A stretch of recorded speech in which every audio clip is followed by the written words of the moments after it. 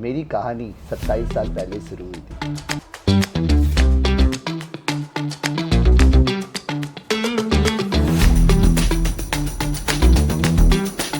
क्या meaningful purpose create करना चाहते हैं अपनी ज़िंदगी का, अपने समाज का, अपनी सोसाइटी का और सबसे बड़े अपने प्रोफेशन का।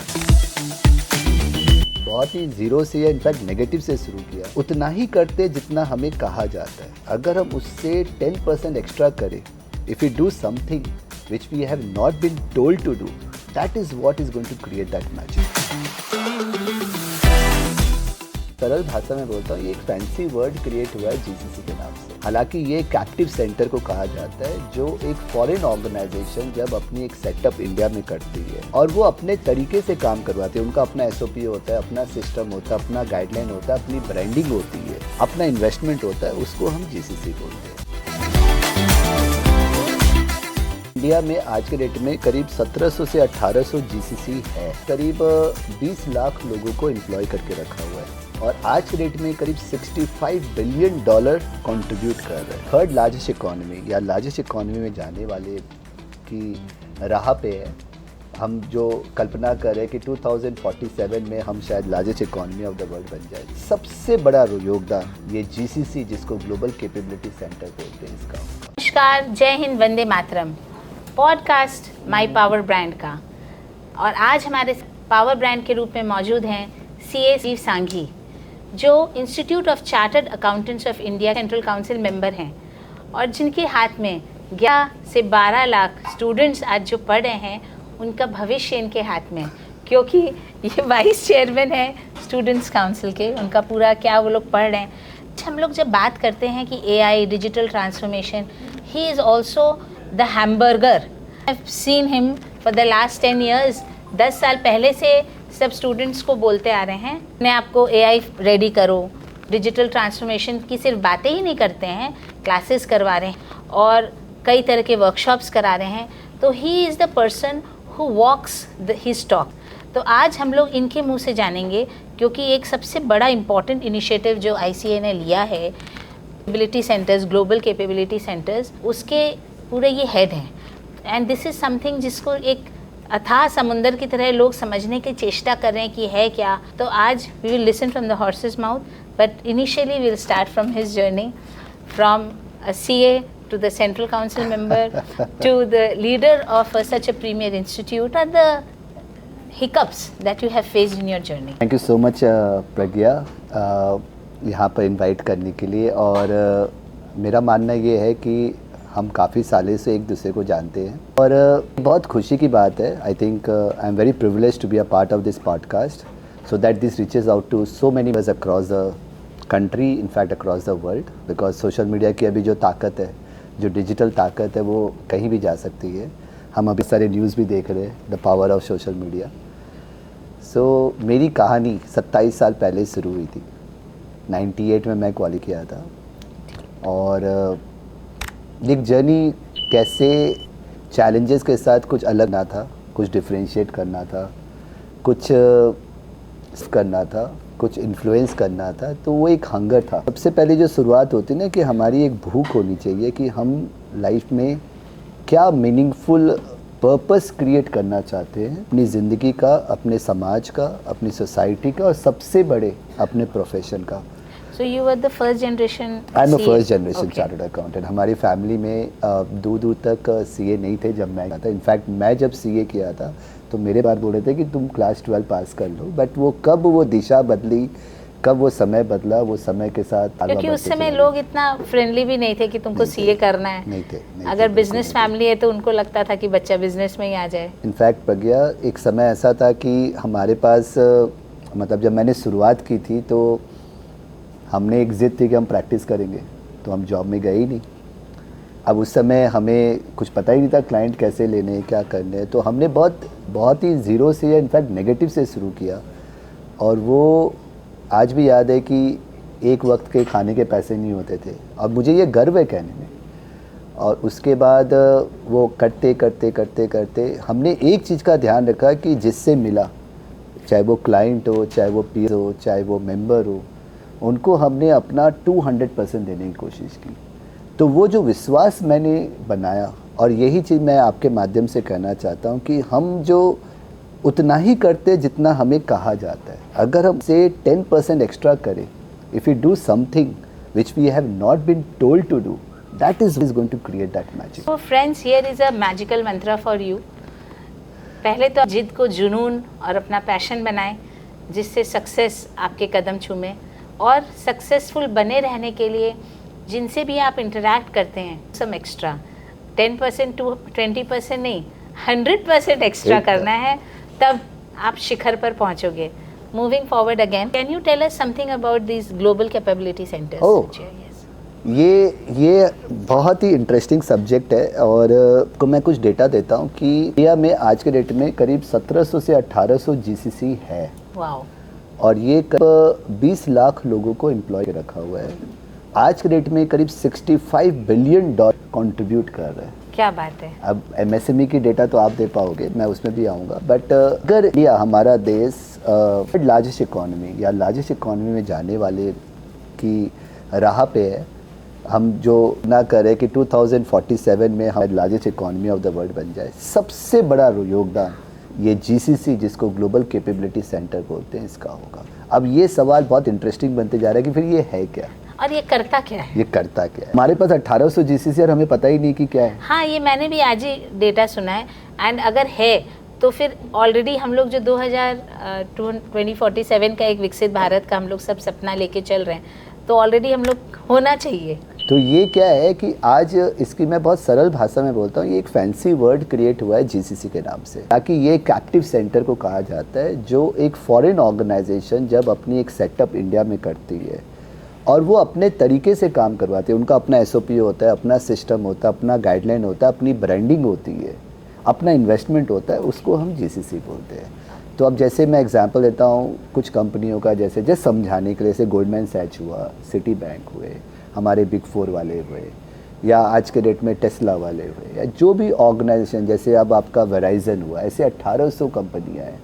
और ये कंपनियाँ हमारे इंडिया आती है, हमारे लोग वहाँ बैठ के काम करते हैं, तो ये इतना बड़ा एम्प्लॉयमेंट जनरेट कर रहे हैं। इसमें सारी स्टेट मिनिस्ट्री इन्वॉल्व है, इसमें जीसीसी पॉलिसी बन रही है। मैं चाहता हूँ आपके माध्यम से कि आप उसमें भी कुछ वर्क करो। तो फ्रेंड्स, हम चाहते हैं कि आप एक बार कमेंट बॉक्स ज़रूर लिखें।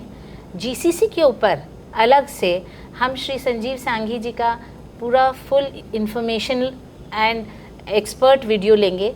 अगर आप लोग को इसकी जानकारी चाहिए कि आप लोग जीसीसी से कैसे अपने लिए अपॉर्चुनिटीज़ जनरेट कर सकते हैं, तो ज़रूर कमेंट बॉक्स में डालिएगा, क्योंकि इस पॉडकास्ट में हम लोग सारे एस्पेक्ट्स नहीं कवर कर पाएंगे, but we will have an exclusive interview with him on GCC. एकदम। So now, since you are a part of the Central Council and you are also responsible for the students' initiatives, so what is the new thing which you are bringing in for getting them digitally transformed? अभी आज के date में artificial intelligence एक बहुत बड़ा role play कर रहा है। हमने आते ही एक बहुत सुंदर कॉन्सेप्ट शुरू किया जिसका नाम है aura.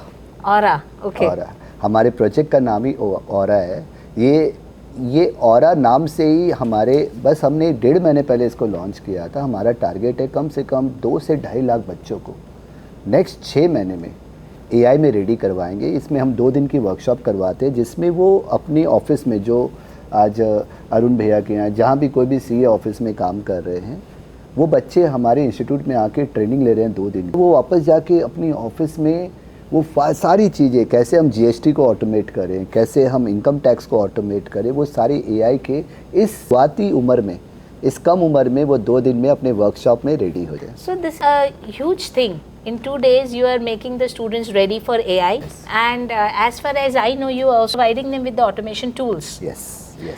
So I think that CA Institute with visionary leaders, Shri Sanjeev Sanghi, is doing phenomenal work for the students, and we have very high hopes for India getting more empowered with such brilliant professionals coming in through visionary leaders like him.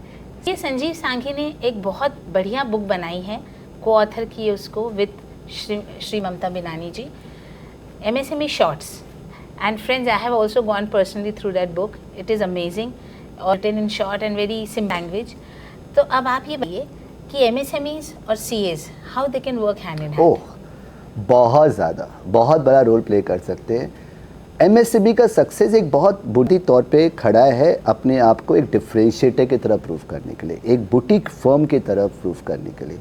वो तभी possible है जब वो एक proper advice, proper consulting और proper technology को use, जब हम टेक्नोलॉजी को यूज़ करेंगे तो होगा कि हम कम समय में ज़्यादा काम कर पाएंगे।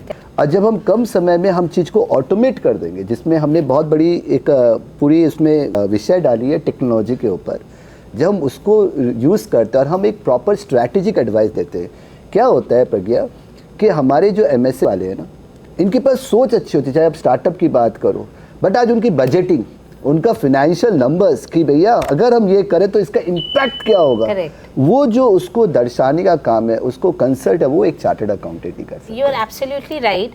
सो this is what we have also felt, and Masa Forum is the forum where we have professionals as well as MSMEs, small से लेके मीडियम से लेके SME, जो ग्रोथ फेज MSMEs हैं। हम लोग के साथ गवर्नमेंट ब्यूरोक्रेट्स भी हैं।